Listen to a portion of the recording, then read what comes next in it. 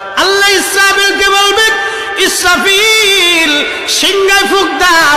আল্লাহর এই ফেরেশতা সিংহা হাতে নিয়ে মুখের কাছে নিয়ে আল্লাহর আরশে মুআল্লার দিকে তাকায় থাকে, একটা সেকেন্ডের জন্য এদিক আর ওদিক করে না।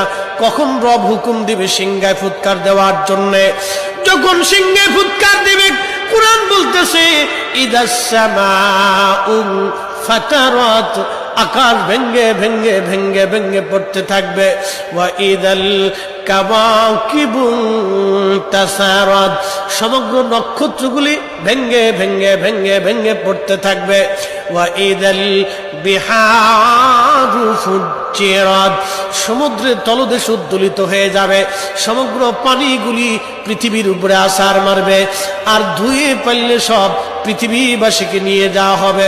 ওয়া ইদাল কুবুরু বুসিরাত, কবরের ভিতরে যাহা আছে সব আমার মালিক আমার রব বের করে দিবে।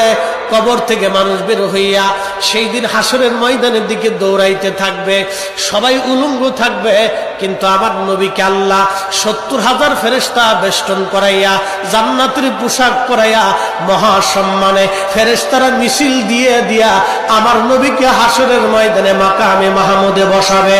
একবার জোরে বলা যাবে কি আল্লাহু আকবার। বাজান মুসলমান, খুব মনোযোগ দেন। হযরত ইউনূস আলাইহিস সালামের কথা বলছিলাম, মাছের পেটের ভিতরে ইউনূস। চিন্তা করলেন মরে গেলাম না বেঁচে আছি, লাড়াচাড়া দিয়ে দেখলেন না বেঁচে আছি, দাঁড়াই গেলেন খোদার পয়গম্বর, দাঁড়াই দিয়ে সেজদার মধ্যে পড়ে গেলেন।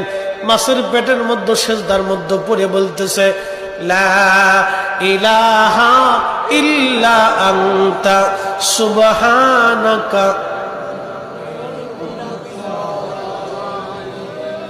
বিপদের দোয়া, কঠিন মুসিবতের মধ্যে যদি পড়ে যান তাহলে খতম ইউনূস এই দোয়াটা খতম দিতে থাকবেন।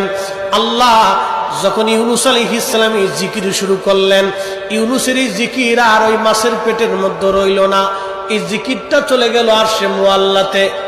সুবহানাল্লাহ বলা যাবে।